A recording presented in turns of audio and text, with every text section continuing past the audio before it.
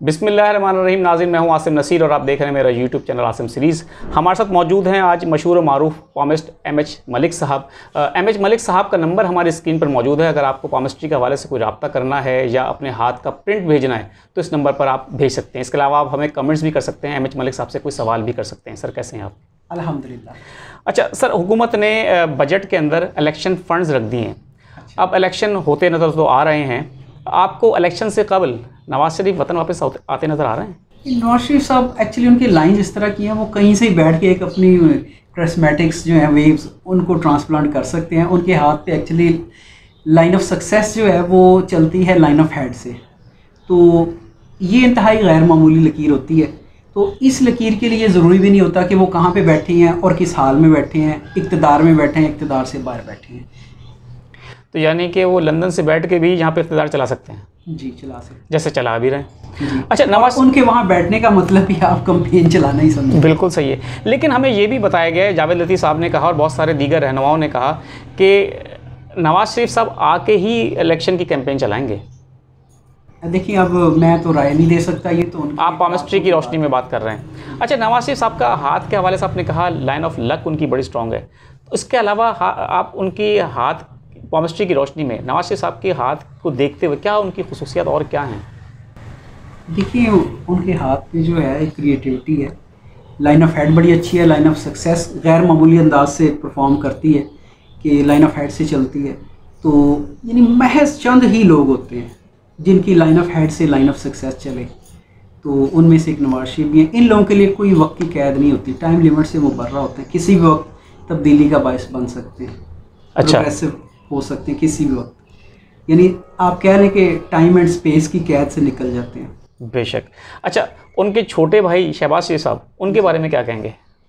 अब वो एक स्ट्रगलिंग हैंड है, मतलब उनके हाथ पे लाइन ऑफ सक्सेस ऐसे बिल्कुल नहीं है जैसे नवाज शरीफ साहब के हाथ पे है। तो उनके हाथ पे लाइंस का ट्रेंड और है, लेकिन बार नवाज शरीफ साहब के हाथ पे लाइंस का ट्रेंड और है। अच्छा, आइंदा हुकूमत में आप देख रहे हैं कि शहबाज शरीफ साहब को कोई और, जैसे अब वज़ारत उज़्मा मिल गई उनको एकदम से, तो शहबाज शरीफ साहब भी किसी अहम ओहदे पे नज़र आते हैं आपको?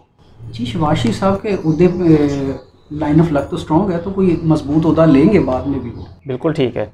अच्छा सर, इसके अलावा ये हम सवाल आपसे कर सकते हैं कि पीपल्स पार्टी और नून लीग दोनों ही इस वक्त इक़्तिदार में हैं, लेकिन इलेक्शन जो है वो हो सकता है अलग अलग लड़ें जी। तो आपको इलेक्शन से पहले इनके इख्तलाफात होते नज़र आ रहे हैं कि ये पॉलिटिक्स है, इसमें अनइवन सिचुएशन तो होती रहती है। बहरहाल ये है कि दोनों अपनी अपनी गेम तो प्ले करेंगे ही। अच्छा ठीक है।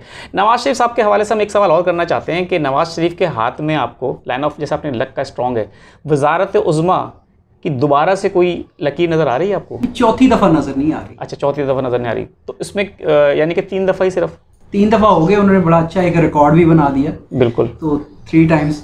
और आप कह लें कि अगर इस वक्त देखें तो चौथी दफ़ा के उम्मीदवार भी हैं, लेकिन चौथी दफ़ा उनका कुरान नहीं निकला। अच्छा, तो उनकी बेटी के हवाले से हम अगर आपसे बात करें, मरियम नवाज़, जो कि स्ट्रॉन्ग कैंडिडेट लगती हैं प्राइम मिनिस्टर की, और हिना परवेज़ भट्ट ने भी कहा है कि नेक्स्ट पीएम अपने ट्वीट में, तो आपको मरियम नवाज़ की शख्सियत में पामिस्ट्री की रोशनी में नज़र आता है कि वो बहुत आगे जाएंगी, वो वज़ारत उज़्मा की दौड़ तक जा सकती हैं? एक्चुअली उनके दाएं हाथ पे गौर करें ना, तो उनका दाएं हाथ जो है एक बड़ी मानी खेज फॉर्मेशन को बताता है। उनकी लाइन ऑफ हेड जो है उसको गौर से देखना पड़ेगा, क्योंकि लाइन ऑफ हार्ट जो है वो सेकंड फिंगर के नीचे लाइन ऑफ हेड के ऊपर वहाँ से स्टार्ट ले रही है। ठीक अच्छा। है, तो ये समझे कि मिजाजन थोड़ा सा गुस्से में जल्द आने वाले अनासर होते हैं, तो ये उसकी रिप्रेजेंटेशन भी है हाथ पे, लेकिन हाथ पे लाइन ऑफ सक्सेस नहीं है, ये बात याद रखिए। अच्छा, यानी कि मरियम के हाथ पे फिलहाल आपको लाइन ऑफ सक्सेस नज़र नहीं आ रही, तो गुस्से में जल्द आती नज़र आ रही हैं। हाँ जी, ये एक देखिए शख्सियत का हिस्सा होता है, तो हर किसी का टेम्परामेंट मुख्तलिफ होता है, तो थोड़ा सा इसलिए आ चुके हम लाइंस के लिहाज से बिल्कुल लाइंस की ट्रांसलेशन कर रहे हैं। बिल्कुल, हमारा इसमें और बिल्कुल हमने अपने नाज़रीन को पहले भी बताया है कि ये बिल्कुल एक गैर सियासी वीलॉग है और हम इसको बिल्कुल पामिस्ट्री की रोशनी में और उसके इल्म की रोशनी में डिस्कस कर रहे हैं। तो आप क्या मशवरा देंगे मरियम नवाज़ को कि वो अपने बयानी में थोड़ी सी नरमी लाएँ, या एक अगर मैं मिसाल के तौर पे यह हाथ किसी और का भी हो, एक आम आदमी का हो, तो आप उसको क्या मशवरा देना चाहेंगे? आम आदमी के लिहाज से तो शायद उसको मशवरे की ज़रूरत हो। मेरा नहीं ख्याल कि मरियम साहिबा को मेरे मशवरे की ज़रूरत है, उनको मशवरा देने वाले लोग ऑलरेडी बेशक बहुत हैं। बेशक बहुत है। अच्छा, पिछले दिनों हमने देखा कि पीपल्स पार्टी ने पंजाब में डेरे डाले और पीपल्स पार्टी को पंजाब में बहुत स्ट्रॉन्ग करने की कोशिश कर रहे हैं। जनूबी पंजाब से कुछ सियासी शख्सियात ने शमूलियत भी इख्तियार की है। तो आपको अगले इंतखाबात में पीपल्स पार्टी पंजाब में कुछ कामयाबी समेटती नज़र आ रही है? कुछ काबिल ज़िक्र कामयाबी ले जाएगी पीपल्स पार्टी, ठीक है, कुछ ना कुछ ले जाएगी। तो बिलावल आपको वो कहाँ तक नज़र आ रहे हैं? वो अगले इंतखाबात के बाद आपको वज़ीर आज़म के उम्मीदवार नज़र आ रहे हैं?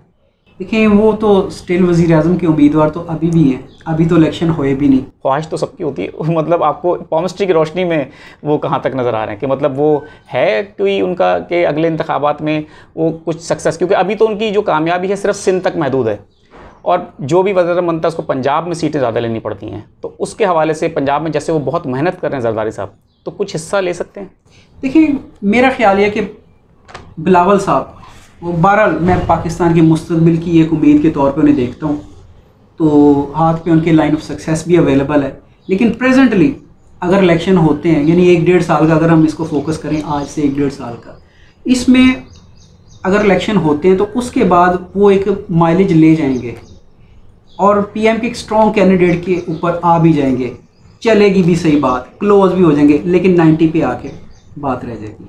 अच्छा, बज़ाहिर तो हमने देखा, लगता है कि जैसे कामयाबी के इंतहाई करीब पहुंच के कोई अचानक से कोई कॉम्प्लिकेशन, कोई ऐसी वजह निकल आएगी, कोई ऐसी सूरत हाल डेवलप होगी, कोई पेचीदगी ऐसी आ जाएगी कि जिसकी वजह से शायद वो पीएम ना बन सके। बिलावल साहब स्ट्रॉन्ग कैंडिडेट होंगे, शायद मोस्ट स्ट्रॉन्ग, लेकिन कामयाबी शायद उन्हें छू के गुजर जाए। अच्छा, जैसे कि आपने बताया मरीम नवाज़ साहिबा के हाथ की लकीरों के हवाले से, बिलावल साहब की आप देखते हैं उनकी शख्सियत में गुस्सा या इस तरह की चीज़ें उनके हाथ की रोशनी के हवाले से कि वो उनकी शख्सियत में इस तरह की चीज़ें हैं, या वो उनका लाइन ऑफ लक कितना स्ट्रॉन्ग है, ये सारी चीज़ें बिलावल साहब के हवाले से आप क्या कहेंगे? देखिए, गुस्से से कोई आदमी जो है वो लीडर नहीं बन सकता। सियासत में आपको मसनूई जोश और असली होश की ज़रूरत होती है। बिल्कुल सही है। इस केमिस्ट्री को जब वो अपना लेंगे तो उनके हाथ पे जो कंडीशनल लाइन ऑफ लक है वो और ज़्यादा प्रोमिनेंट हो जाएगी, क्योंकि केमिस्ट्री हमें ये बताती है कि हम आज के लिहाज से जिस भी पर्सनैलिटी के मालिक हैं, तो आने वाले दौर में ये पॉसिबल पिक्चर हो सकती है। तो अगर इसमें वो थोड़ी सी अमेंडमेंट्स इस तरह की दाखिल कर लेंगे तो मैं समझता हूँ कि कामयाबी के करीब तर पहुँचेंगे। अच्छा, ठीक है। आपने हमें शुरू में बताया कि नवाज शरीफ साहब जो है आपको चौथी बार वज़ीर आज़म बनते नज़र नहीं आ रहे जी। मेंबर पार्लियामेंट बन सकते हैं वो? अगर इलेक्शन लड़ सकते हैं, क्या इलेक्शन लड़ते नज़र आ रहे हैं? उनको उस हवाले से देख रहे हैं आपके वो ठीक है वज़ीर आज़म नहीं बनेंगे लेकिन पार्लियामेंट में आ सकते हैं? मेरा नहीं ख्याल कि वो इलेक्शन में भी हिस्सा लें। अच्छा, यानी क्या वो पार्लियामानी सियासत में आपको फिलहाल नज़र नहीं आ रहे? लेकिन ना आने के बावजूद भरपूर मौजूद होंगे।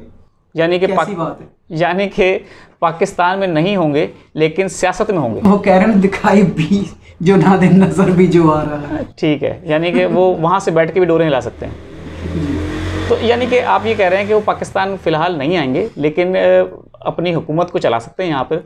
तो अगर वो पाकिस्तान नहीं आते तो फिर 2 स्ट्रॉन्ग कैंडिडेट रह जाते हैं नून लीग के प्राइम मिनिस्टर बनने के लिए, एक शहबाज शरीफ और एक मरीम नवाज़। तो आप क्या देखते हैं पामिस्ट्री की रोशनी में ज़्यादा स्ट्रॉन्ग कैंडिडेट कौन है, शहबाज शरीफ, मरीम नवाज़ या कोई तीसरा शख्स? जैसे कि मेरा ख्याल है कि फ्यूचर कमिंग अगर आप ये कहना कि नेक्स्ट पीएम के लिहाज से जी, तो मुझे नहीं लगता कि शायद ये दोनों ही हो, मुझे नहीं लगता। अच्छा, मुझे तो कोई इनके अलावा कोई नाम हो सकता है, निकल आए तो निकल आए। और अच्छा, ये भी सवाल बता दें, जैसे आपने बताया पामिस्ट्री की रोशनी में, तो क्या नून लीग से होगा या इत्तेहादी जमातें किसी और को भी नॉमिनेट कर सकती हैं अगला पीएम?